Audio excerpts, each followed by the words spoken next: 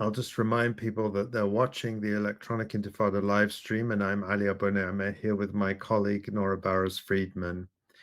On June 13th, Israel launched a surprise attack on Iran under the pretext of targeting its nuclear research facilities and its ballistic missile program.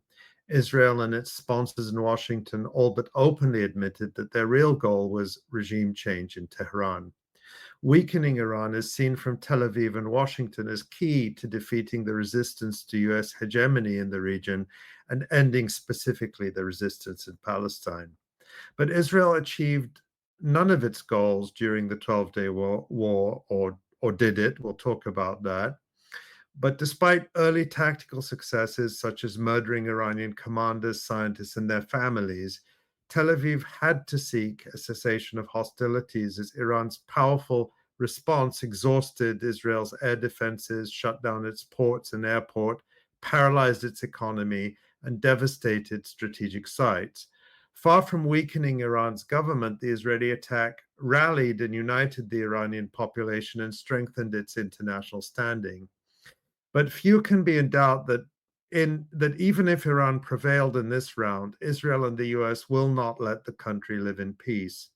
To discuss these developments and what might come next, we're joined now by Helena Cobban, a writer with decades of experience and knowledge about the region, and Helena directs Just World Educational. Welcome back to the Electronic Intifada live stream, Helena.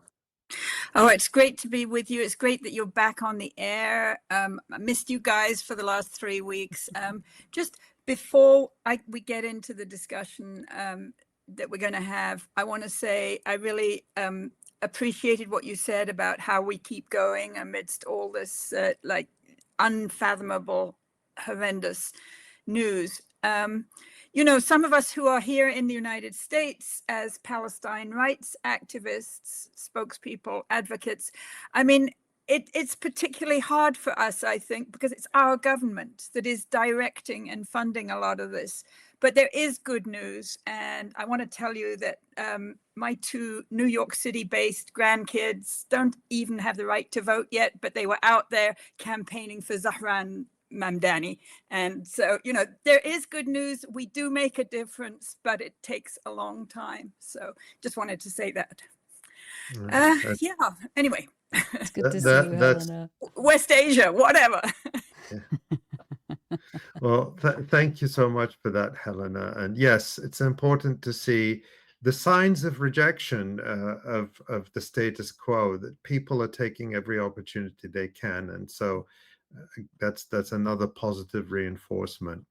Well, let's look at, let's start with what happened with the US-backed Israeli attack on Iran. We'll get into some of the detail, but just give us your sort of headline, big picture view. Do you think I gave a fair summary of Israel's goals and US goals? And what do you think the outcome was? Give us sort of your high-level overview.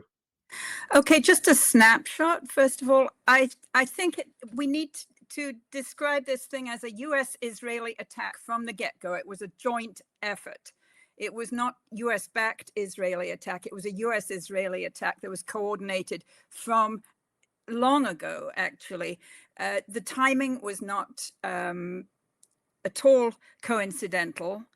They had been planning this for a very long time. Actually, before October 7th of 2023, they were already doing some of the planning for this. And if you recall back then, the Israeli military was like, damn, we have to do something about Gaza, whereas we had all been focused on, first of all, knocking out Hezbollah and then the rest of the region-wide axis of resistance. And now we have to like get our hands dirty in Gaza. So we know that they have been planning this a long time, along with the head of the US CENTCOM.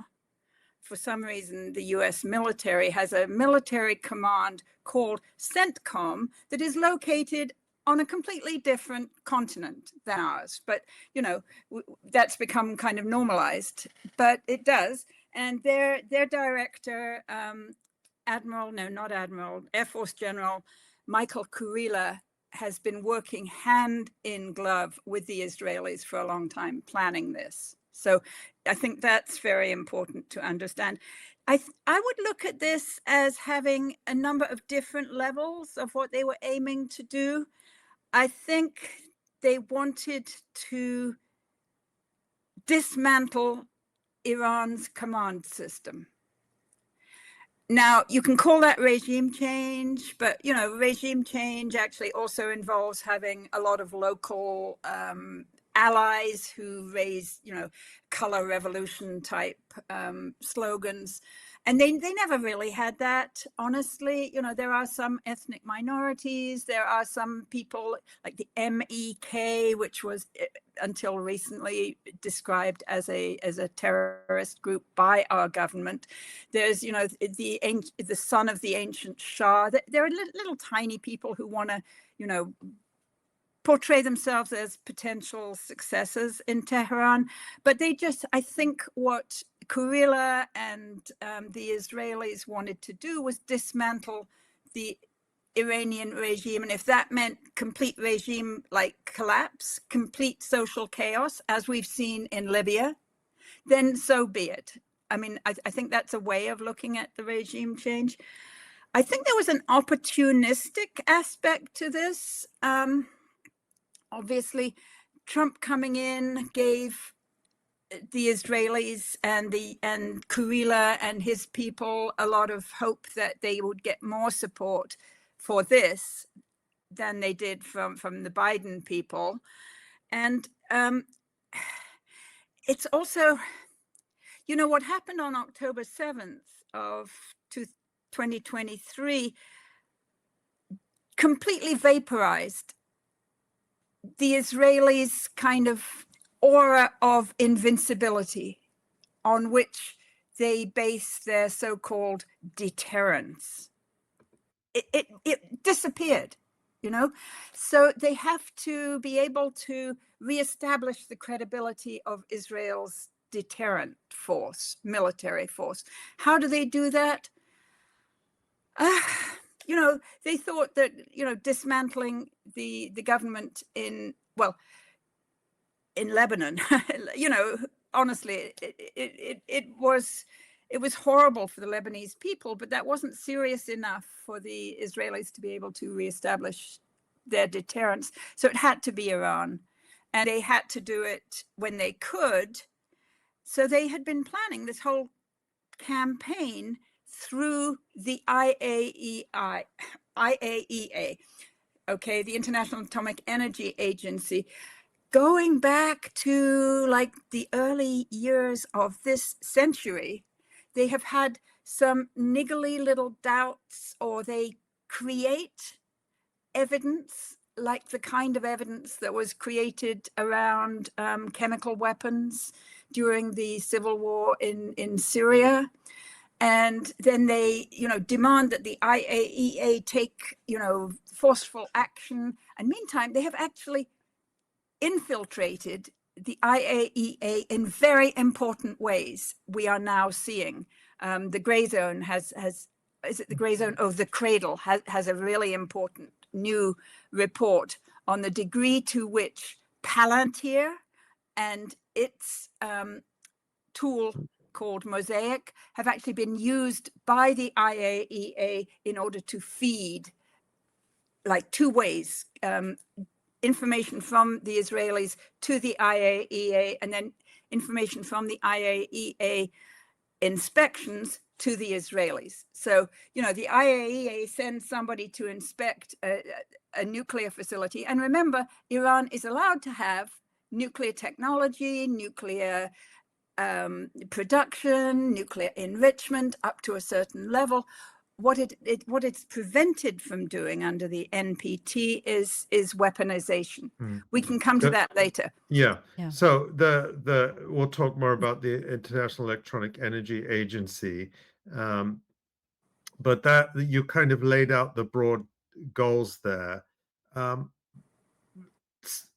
We know that towards the end of this 12-day war, President Trump ordered the US military to bomb these 3 Iranian nuclear sites, and then he swiftly declared victory. And there's been sort of this back and forth in the US media about was the strike successful? Was it not successful? How do you define that? Talk about how you see the political and military impact of that US strike. And let's get this question out of the way. How much is Iran's nuclear program just a distraction from real US and Israeli objectives? I mean, with Iraq, when we talk about, and this is true with Syria as well, but with Iraq, you know, the whole pretext for the war was weapons of mass destruction, that Iraq supposedly had hidden stocks of chemical and biological weapons, and even they suggested nuclear weapons, which all of this was a lie. And we know that this was all besides the point. The real point was to topple the government in Iraq. Is that this? I mean, put that with that context, what are your thoughts about how much this is actually a concern with Iran, or is it just a pretext? Good question. I think it is largely a pretext. And I also think that the corporate media here in the West has been majorly distracted by this whole question of, you know, was Trump speaking the truth when he said that they've completely destroyed the Iranian nuclear program, or was he, you know, obfuscating, or what about these other reports from the Defense Intelligence Agency? And that's all that they're like talking about in the corporate media. Meantime, the basic fact that Israel suffered very bad damage during the war, damage it has never suffered before. I mean, we can see some of the reports of that coming out in Haaretz and other places now very belatedly. But the US corporate media has said nothing about this for a couple of reasons. One, you know, the editors don't want to get into, oh, gee, you know, Israel is actually very fragile and very ill protected and very vulnerable. And number two, all the reporters working in Israel are subject to military censorship. So, you know, even there have been a couple of cases where a Fox News reporter, for example, was standing not far from the Israeli Defense Ministry when it got bombed by one of the Iranian missiles. And, you know, he started to do the reporting on that, you know, that this is the Israeli Defense Ministry. And you know, security people immediately came and swept him off. I know, I've worked as a reporter in Israel, and, you know, especially in times of war, you are subject to very tight military censorship. They never tell us this, you know, on the Western corporate media. They always say, oh, you know, we're prevented from going into Gaza because, you know, so we can't actually, you know, verify what all these Gaza health ministry people are telling us, you know, so it's like, it's terrible. We're not allowed to go into Gaza, but they never tell you we are also subject to censorship from Israel. Really important for people to understand that. But the bottom line of what happened during the US-Israeli attack on Iran, which lasted for 12 days, you ended up with a mutually hurting stalemate. Both sides agreed to move back. The Iranians obviously had suffered quite a lot, including, you know, many hospitals and research centers and completely non-military targets having been hit.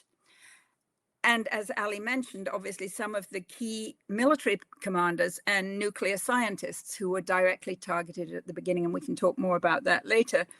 But the Israelis also had suffered, as you said, huge economic and social losses that they had never experienced before. So I have to say that they have not succeeded either in toppling the Iranian regime, Iranian government, and they have not succeeded in reestablishing the credibility of Israel's military deterrence. So from that point of view, it has actually been a loss for the Israelis. Yeah, Helena, you had mentioned coverage in Haaretz, and I wanted to show this article, maybe the one that you're referring to. And the headline is, and Tamara, I dropped that in the chat. The headline is, chilling maps show Iran's missiles obliterated Israeli neighborhoods. And this article describes massive, massive damage, thousands of buildings, hundreds of buildings, thousands of individual units damaged, many buildings completely destroyed. But there's a couple of telltale things about this article. If you look at that subhead, it says, from Tamra to Tel Aviv and further south, Israeli engineers' maps show how a shock wave from Iran's ballistic missiles can be as ruinous as a direct hit. So they're largely talking about secondary blast damage and shock waves. But what's strangely missing from the article is any discussion at all of what the targeted sites were, what was actually directly hit or directly aimed at. There's no mention in this article of Israeli military or strategic sites that were hit, albeit that it describes unprecedented, as you put it, damage in many parts of Israel. What do you know about what the Iranians targeted? I don't know a lot beyond that. That piece in Haaretz was like yesterday or maybe the day before, but very much later than, I mean, they held to the story a long time before they released it. That's worth noting. It wasn't like reported in real time. I've seen other reports that the Israeli Defense Ministry at the Korea was targeted. The Weizmann Institute of Science, which was a major military science center, and several of the other university departments that do military science have been targeted, which would be kind of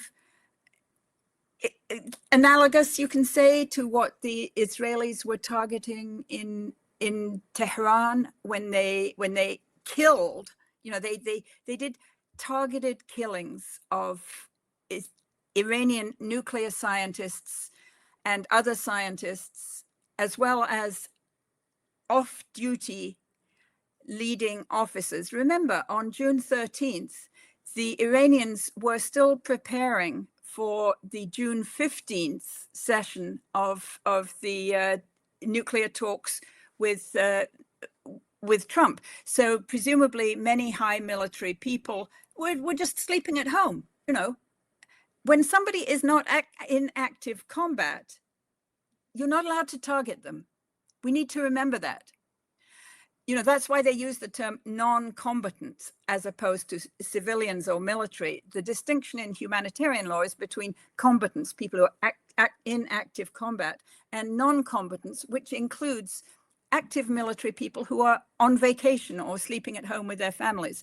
And we need to remember how they had targeted Ismail Haniyeh in Tehran earlier, and then how they have targeted so many individual scientists, leaders, writers, and of course our dear friend Rifat al-Hariri in Gaza, and many individuals in Lebanon and the West Bank using electronic signals. Rifat was targeted through his cell phone. And I don't know exactly how they had targeted these Iranian scientists and military people. I do note, however, that Iran has just said they're not going to be using GPS anymore because that's a potential vulnerability. They're going to be using a Chinese navigational system called Beidou, which actually is called Beidou Systems and is sometimes referred to as BDS. So there you go. Helena, let's talk about the ceasefire that was declared after the 12 days. What prompted the U.S. to seek that ceasefire, and do you think it'll hold? And in the meantime, what did we learn about both Israel's and Iran's military capabilities in this, in that 12-day war. And I think, of course, also, what did we learn about the US's willingness to expand a regional war? Or, basically, what are your thoughts on the ceasefire, and do you think it'll hold? I think it might hold for longer than people think. I'm not going to make any direct predictions, but it was a ceasefire that was kind of by mutual agreement. It wasn't, painstakingly negotiated like the ceasefire that Trump claims he's negotiating, on Ukraine, or claims he's negotiating on Gaza. This was like both sides, all three sides. Well, on the one side, the US and Israel, and on the other side, Iran said, whew, let's just like take a step back, or 3 steps back, or whatever.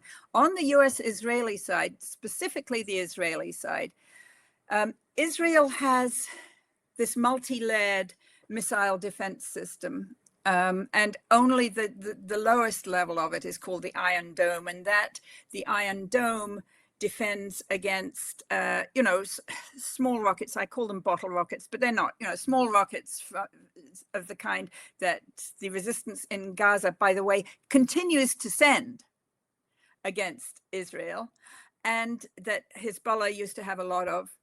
Then they have the Arrow 2 and Arrow 3 up higher and higher, and those are very expensive interceptor missiles that that the Israelis use, and that's kind of locked in with this US high altitude system called the THAAD, Terminal High Altitude Air Defense.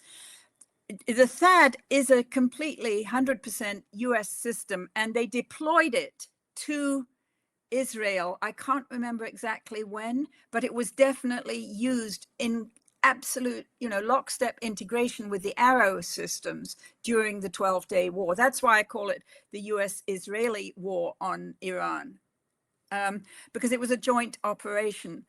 So they were running out of interceptor missiles. I mean, I can speak to this from firsthand experience. I just came back from Jordan, and I watched the entire 12-day war. I live tweeted a lot of the missile attacks, because we could literally see everything in the sky above us in Jordan. And it was notable at the beginning of the war, the first couple of days, that the air raid sirens would go off in Jordan.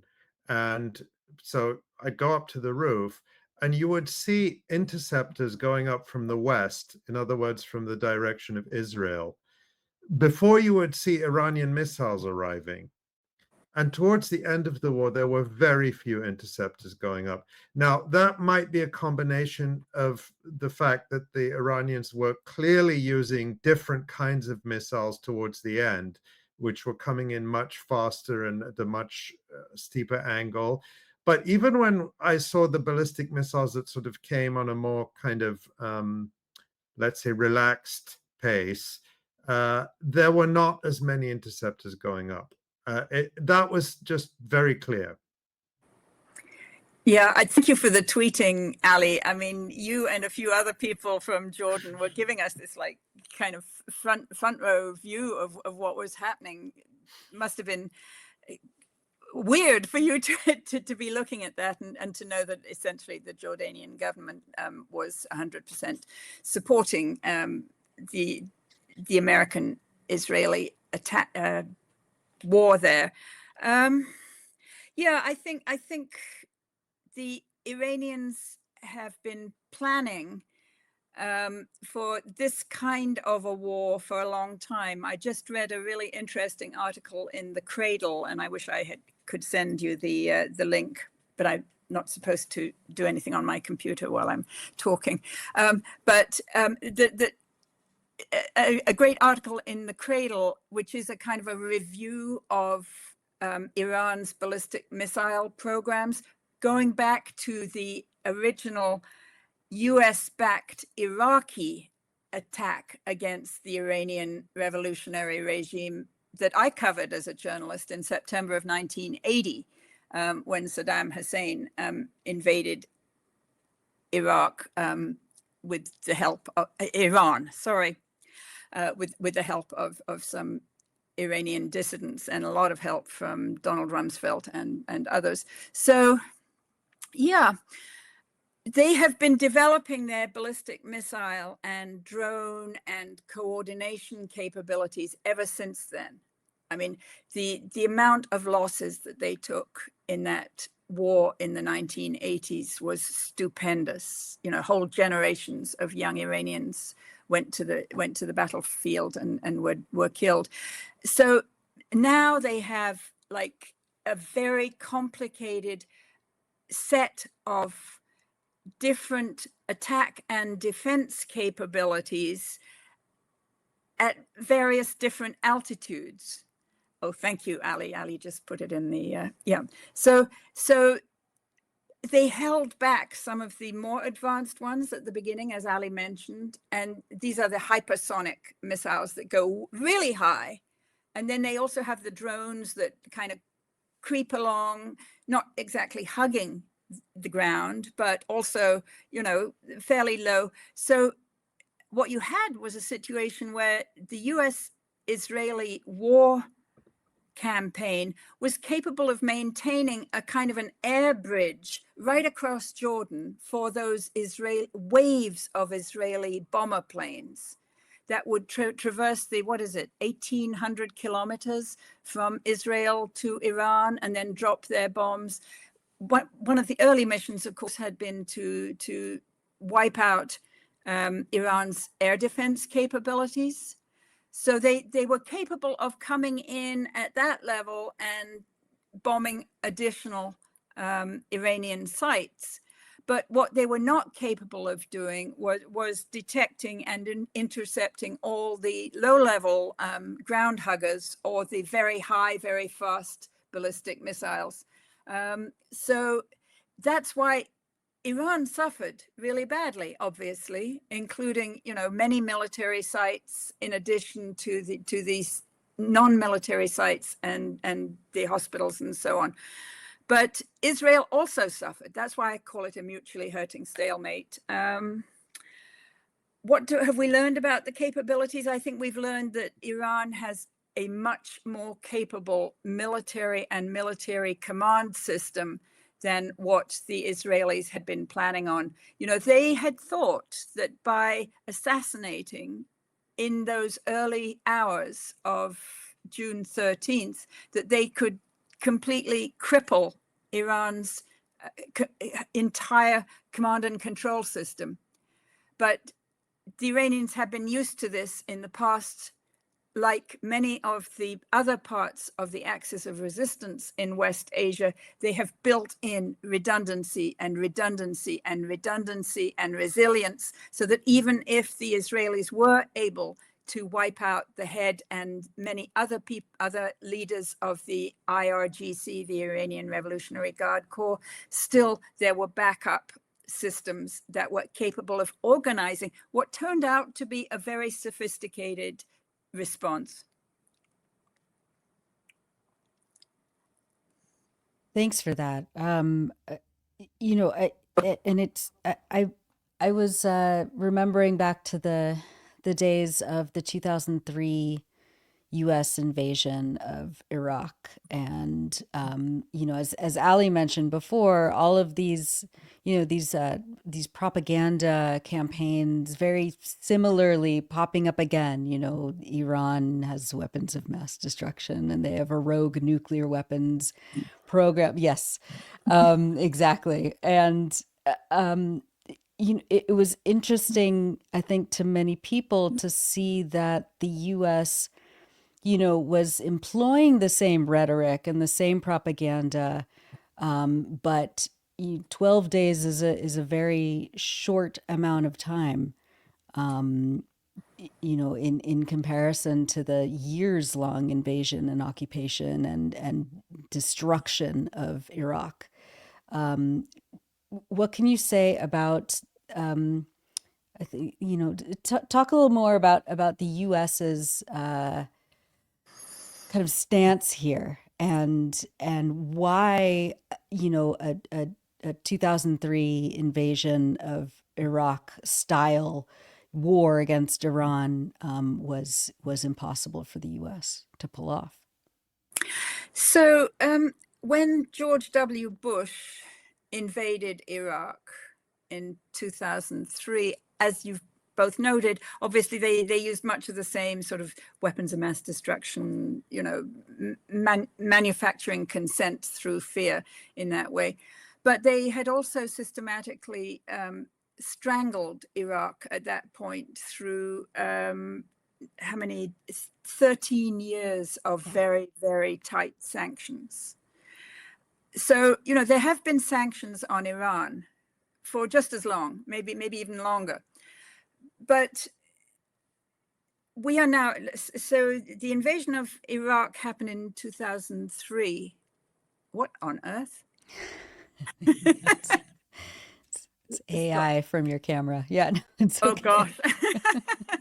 I'm sorry. I don't know if people saw that. That was horrible. But okay. Now I'm very spooked, very spooked. So, okay. This time, the Iranians have learned to deal with the sanctions much more effectively than Saddam was ever able to do. Iran is a much bigger country than Iraq.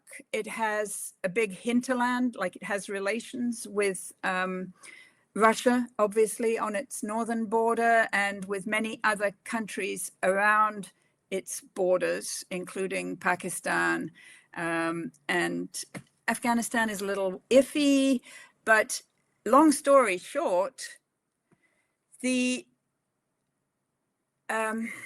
what I call team sanctioned, which is the kind of the unofficial team of all the countries against whom the United States has wielded sanctions, most of those sanctions being completely outside of the UN system. You know, unilateral coercive measures is what they are called in international parlance. So, you know, they sanction this country and that country, and then they sanction Russia. When they added Russia to team sanctioned, they strengthened team sanctioned considerably. And the irony is, when they sanction you like that, they force you to become self-sufficient or to develop those other relations. So, you know, in Iran, a country that would, say, be dependent on US military technology and on contracts to service its warplanes, you know, by Grumman or Boeing or whoever, is a country that can never go to war against the United States or never defend itself against the United States. Whereas a country that has been sanctioned and has to develop its own indigenous technology or get them from other countries that are sanctioned is the US inadvertently helping these countries? Yes, I think that's been the effect of this like rush to sanctions that we've seen for the last, well, since Clinton, honestly. Another little point about the relationship with other countries. In that article that we had up a little while ago about Iran's development of its ballistic missile programs, they did note that they got a lot of technology from North Korea back in the day. And another important piece of this story, of the June 13th attack story, is that just at the end of May of this year, the first train arrived in Tehran, having traversed the brand new and very highly invested China-Iran railroad system. I mean, you know, I don't know how many trains have come and gone along this. It takes, I think, about 12 days for a train to go up through a lot of the stands and you know, across the whole of China, and to end up, you know, from Beijing or from Xi'an, which is a wonderful city in eastern China, all the way across to Tehran. This is new. you know, I've actually just been reading a little bit about the British Empire in Africa and how in the 19th century, the British were desperate to, you know, connect Cairo to Cape Town. So they wanted a railroad, you know, and the French, a north-south railroad. And the French were meantime trying to build an east-west railroad. And that was the big, you know, like how you undergird your empire. So the Iranians now have a direct rail link to China. And I think that's also maybe part of the timing for the US-Israeli attack, that they wanted to really be able to dismantle the Iranian regime before this whole relationship with China becomes a really big thing. And of course, it has completely backfired, like all those sanctions that you mentioned. Because let's talk about that, Helena. We're going to talk about how this impacts Gaza, but since you started to talk about China, let's keep that train of thought going. You'd mentioned earlier Iran's strategic location. Of course, it's central to this China's Belt and Road Initiative, and the railroad is part of that. But also, Iran is a very close neighbor to Russia. They both share the Caspian Sea, and Iran and Russia have strategic relationships where Iran can provide Russia with access to warm water ports for trading and other purposes potentially. So talk about how in a recent blog post you wrote about the very significant contribution that China has made behind the scenes to strengthening Iran's resilience, as well as its defensive and offensive military capabilities. Those are your words. How do you think this conflict is being viewed by China? And let's also talk about Russia. How have they reacted? How do you think they will be adjusting their policies in the wake of this US-Israeli joint attack on Iran?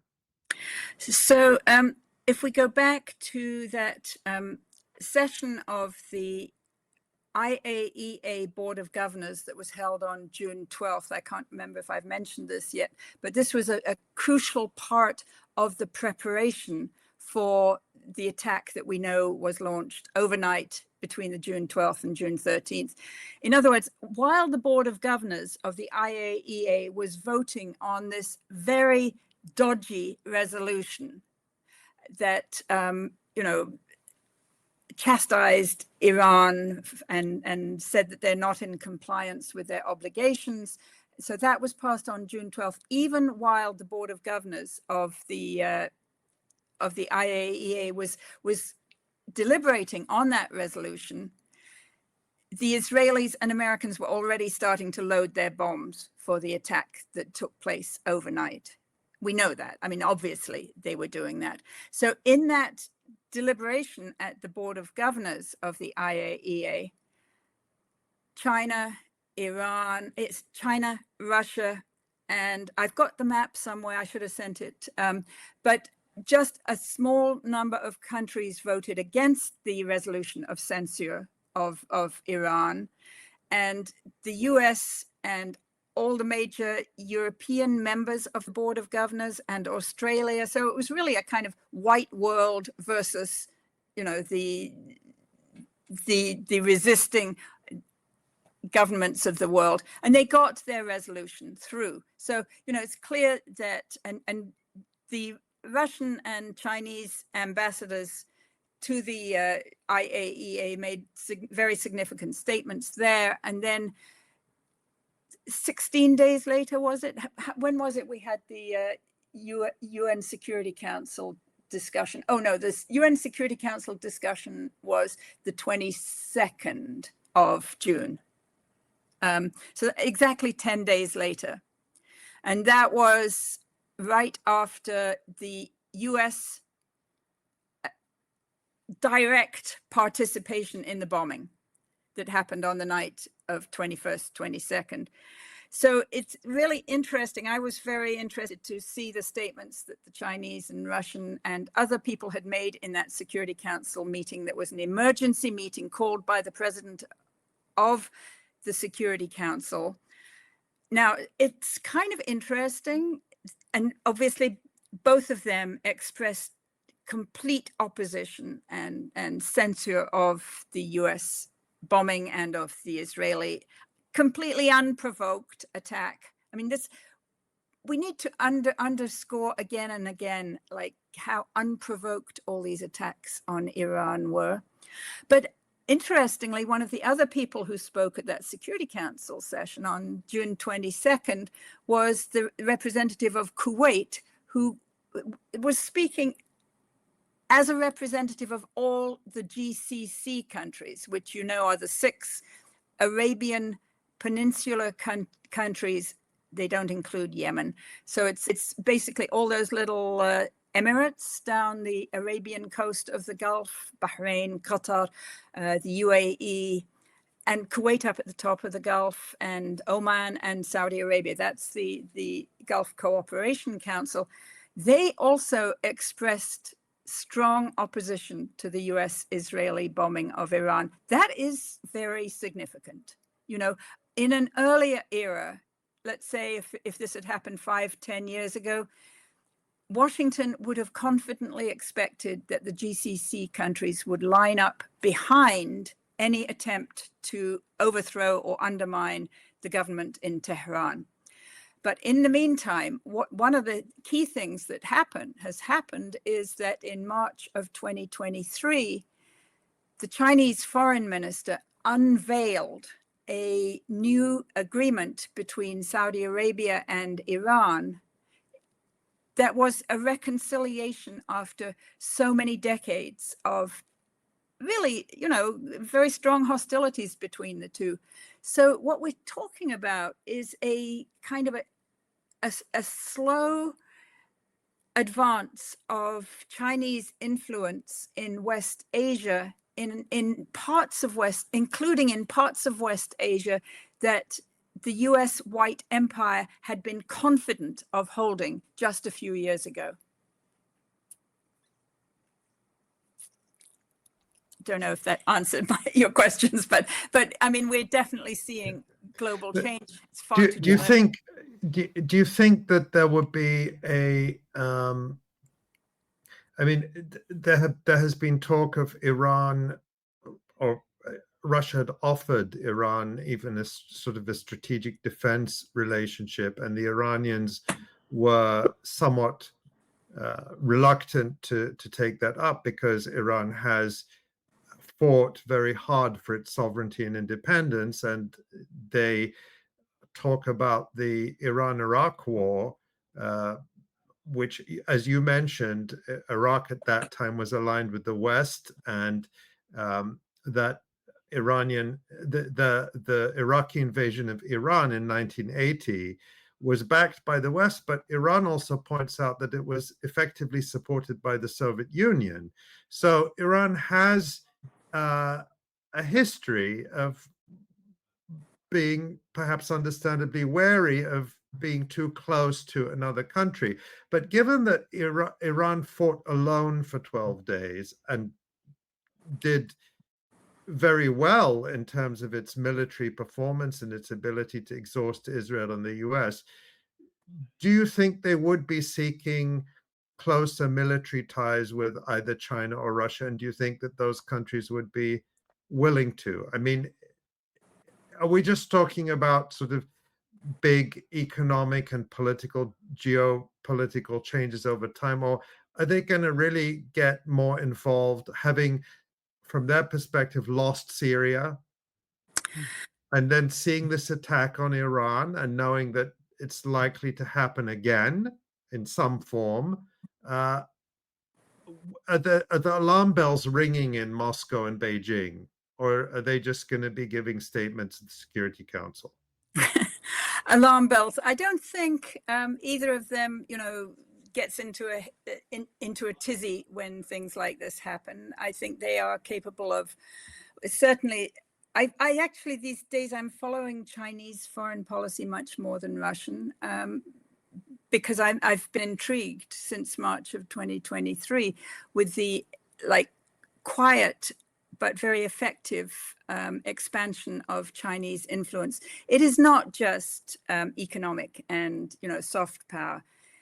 They have provided Iran with the form of guidance systems that that enabled the missiles to be so accurate in hitting the Israeli targets. And now they're going to be providing, much broader sets of electronic services, let's say, to Iran, as a way to help Iranians not be subject to the kind of spooking and backdoor security cooperation that exists with WhatsApp or with like any of these things that assure you that you have like end-to-end encrypted communication. So long as they are run by US corporations, you know that they can be spooked. And we saw that the Washington Post, was it the Washington Post, ran this really like bizarre story about that had been fed to them by an Israeli, presumably Mossad person, that contained a little audio recording of him or somebody in the Mossad making this call to a senior Iranian general, telling him, what happened to General so-and-so and so-and-so. If you want yourself and your wife and your family to be safe, you have to leave. And giving him, I think, like a WhatsApp connection. This is how you contact us. So this Israeli Mossad guy was clearly very like proud of, we were even able to contact senior Iranian generals. We know they were, because they managed to spook them and kill them in the same way that they had Ismail Haniyeh several months ago. So all that kind of vulnerability to Western backdoors into Western systems, as we've seen also with the International Criminal Court, where Microsoft was subject to US government just a diktat that Microsoft can no longer provide communications to the ICC. And so the ICC was absolutely blinded and deafened for, quite a few days until they could get backup communication systems running. So I think actors around the world understand that anytime you are using US tech, including all the tech that you're using here on Electronic Intifada, you can easily be spooked. So the Chinese in particular offer a very robust alternative to that. And I think countries, political actors all around the world are very interested, have been looking at the degree to which the US government is capable of getting into your communications. So yeah, I mean, things are changing very speedily. I just want to note though, since I'm here in Washington, DC, guess who we're about to receive here? On Monday, Netanyahu is coming to town. So, the world is changing, as I said, but not nearly fast enough. And we've got this going on, and we've got, the latest, all the many ways in which our government continues to support Israel's genocide. Yeah. Well, I want to segue to what's happening in Gaza, and how the 12 days of war between the US, Israel, and Iran impacted what was happening in Palestine. I mean, during those 12 days, I think it was 900 Palestinians were slaughtered. There, were people in Gaza, hoping that Iran's attacks on Israel would, make a dent strategically in the massacres in Gaza, but it kind of got pushed to the side, at least in the media, and it, for all intents and purposes, Israel accelerated their attacks.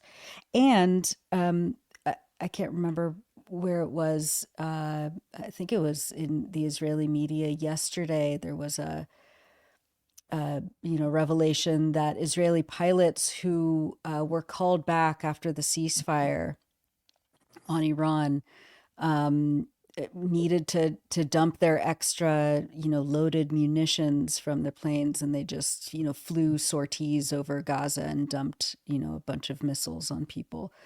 Just like horrific massacres that keep happening.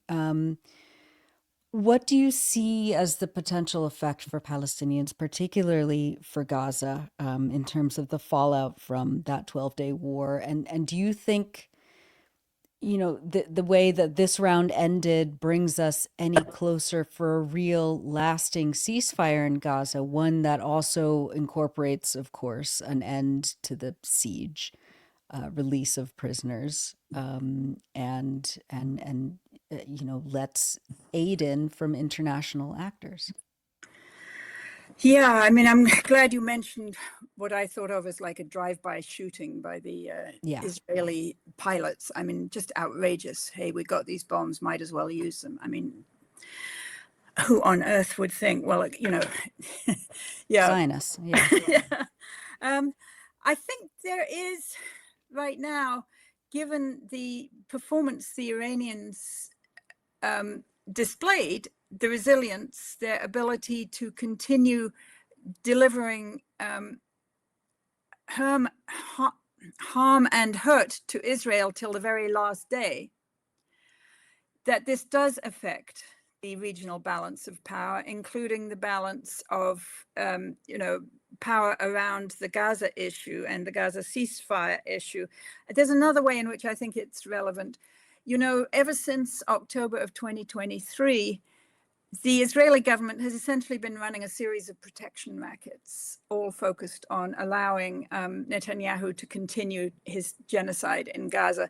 And initially it was like, I mean, the target for these protection rackets is the US government and US public opinion, but mainly the government.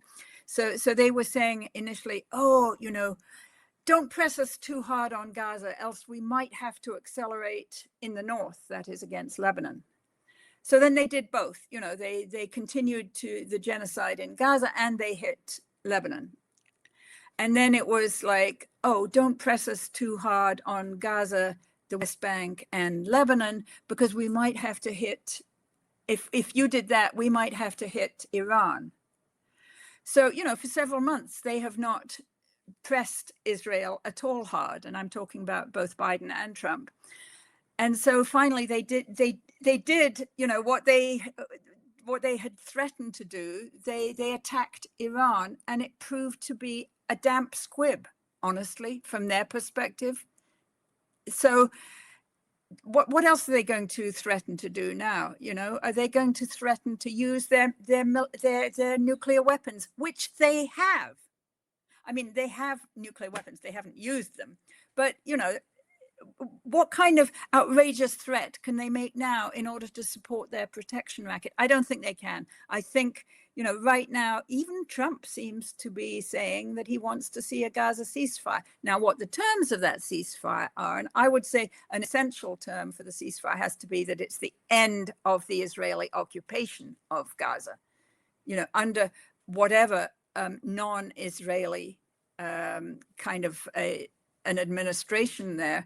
If we could have, a sensible and not US dominated UN administration there, that would be much, much better than Israel continuing to run this occupation and to hold Gaza as it has for 58 years now, as a captive society, a captive economy, and potentially if there's a ceasefire now, and the genocide ends and we don't have the end of the occupation, then we could have another genocide next year. We could have another genocide the year after. So, you know, the occupation has to end. And I think maybe the the balance of power in West Asia has been shifted a little bit. Is somebody talking? Okay. No, go ahead. The balance of power has been shifted a little bit in West Asia. It's notable that the GCC powers have been like not aligning with the US and Israel, and they remain in support of, I know Ali won't like this, they remain in support of the two-state solution. You know, they're not, I don't think the Saudis are about to normalize with Israel unless there is very palpable diplomatic progress on the Israel-Palestine issue. And that's kind of new as well, honestly. You know, I wouldn't have said that 6 years ago. Well, I mean, part of it is, I won't get into the two-state issue because I think it's so far from, you know, any type of reality. But, you know, I wrote about this. I mean, the whole basis of normalization between Israel and these various Arab regimes was the premise that Iran is the real enemy, and Israel, being this powerful state aligned with the US, is the protector. So we, Israel, can protect you vulnerable Arab regimes from the big Iranian bogeyman. But just, you know, even if you look at this entirely cynically, that doesn't, that's not a very attractive deal, because Israel, its big threat was always, we are so powerful and, you know, hold us back or we're going to attack Iran. Well, they did it and they got beaten up. I mean, yes, certainly Iran suffered damage, and it has to be mentioned because this wasn't covered really anywhere in the Western media. More than 600 Iranian civilians were killed in this attack and thousands injured. But my point is that you know, Israel, it's all talk in a way. I mean, yeah, you know, I'm saying not to minimize the harm they did. They did real harm to Iran and Iranians, but they're not this Superman. And so what's the benefit to even normalizing with them? What do you get for it? Some promises from the US that you don't know if they'll survive from 1 hour to the next, if Trump will change his mind or the next administration will change its mind. What benefit is there even to joining up to that sort of axis of genocide? Yeah, I totally agree with you. I think we're on the same page, Ali. Like I said, it was a damp squib.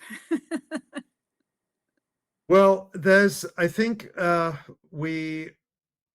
there's so much more we can talk about, Helena, and your writing and your observations are so rich. We maybe just a very quick final word from you about the call to humanity that you published, and then maybe just tell people where they can find out more of your work. We can see that Just World Educational, which is the organization that you run, and that's the website. But just say a bit more about what this call to humanity is.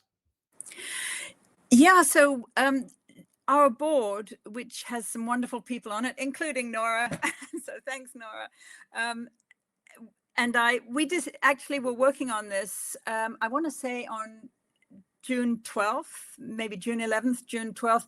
We thought that, you know, we have to find a way to galvanize the world community, or to work with people and governments around the world to overcome the US veto at the United Nations, especially on the issue of genocide. And then, of course, we had the Israeli-US June 13th attack on Iran. So we added Iran into our, you know, our list of things, end to the US-Israeli genocide in Gaza, end to the US-Israeli attack on Iran, and an end to the US veto in the United Nations, which is the key, I think, to ending the genocide. Of course, the US-Israeli attack on Iran ended much more speedily than the genocide, for God's sake. 12 days, and the Iranians proved that they could resist and persist, which is amazing. And Ali is quite right to note that they suffered a lot for the cause. But anyway, our demand for an end to the US veto in the United Nations definitely needs to continue, definitely needs to be focused on ending the genocide in Gaza. I'm not sure how we're going to take it forward. We got quite a lot of support for the original, like, 3-demand version of the call to humanity. And I think we need to circle back with some of our colleagues from other organizations like Code Pink or World Beyond War, and a number of community organizations, and see how to refine the call for ending the US veto at the United Nations. My little touchstone on this is just what happened in 1956 when the British and French worked with Israel in a really horrible campaign to overthrow Egypt's President Nasser by invading the Suez Canal and so on. So at that point, obviously, Britain and France, as today, had veto power in the United Nations. And President Eisenhower, for his own reasons, was opposed to this, and he wanted to overcome the British and French veto. And he did so using this mechanism in the UN General Assembly called Uniting for Peace, and he backed it up with very concrete economic threats against all 3 members of the tripartite aggression. He threatened to pull the plug on the pound sterling and to do something very similar to the French franc. And I think he definitely used economic power against the Israelis. So if the US veto in the United Nations is going to be overcome, I think it needs a lot of both political and economic action and diplomatic action through the Uniting for Peace at the General Assembly. So stay tuned, to learn more about what we're going to be doing on this. I think the fact that there is the US veto and that it's been used so many times and so outrageously, both under Biden and under Trump, to support and protect the genocide is something that future generations are never going to forgive these governments for. Well, it's important to be reminded, Helena, that people and organizations can do more than just sit and watch this sort of international geopolitical theater, but you can actually, and you are pressing for a reform and change, and that's really valuable. So thank you. Helena, we could stay with you for another hour easily. And there's so much more to cover, but we'll have you back soon. And thank you for all the very rich insights. And just a reminder that you are the director of Just World Educational. You're the author of several important historical books. You're the publisher of Just World Books that has done such incredible publishing on Palestine and on Gaza over the past few years. And you are a journalist with many, many decades of knowledge and experience, and we're so grateful to you for sharing it with us. So we'll have you back again soon. We always learn from listening to you. No, I'm really delighted to be with all of you, and I'm just eager to hear what John Elmer has to say. So bring it on. Aren't we all? Absolutely. And a lot of people are, because there's nothing like his analysis. And so he's going to catch us up on almost 2 weeks of really significant developments on the ground. Yeah. Thank you so much, Helena. Always a pleasure and an honor. Thank you, Helena. See you soon.